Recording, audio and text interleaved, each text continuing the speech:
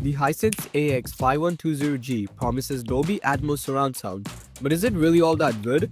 Here's why you may want to reconsider. First up, the initial setup was actually really easy.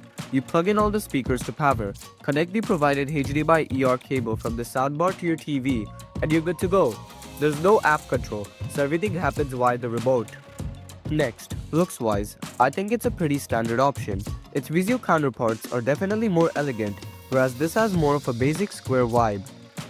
In terms of connectivity, this thing has plenty of options, from optical to HDMI in, as well as Bluetooth 5.3. I'll get to ARC in just a second.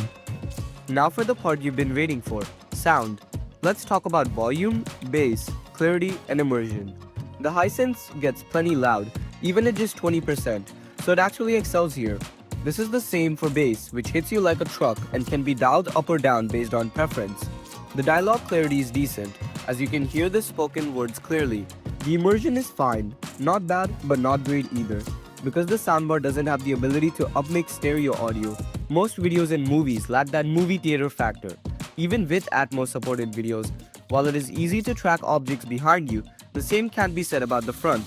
In summary, rather than feeling like you're wrapped in a bubble of three-dimensional sound, it more so feels like all the action and drama is happening behind you and the dialogue in front.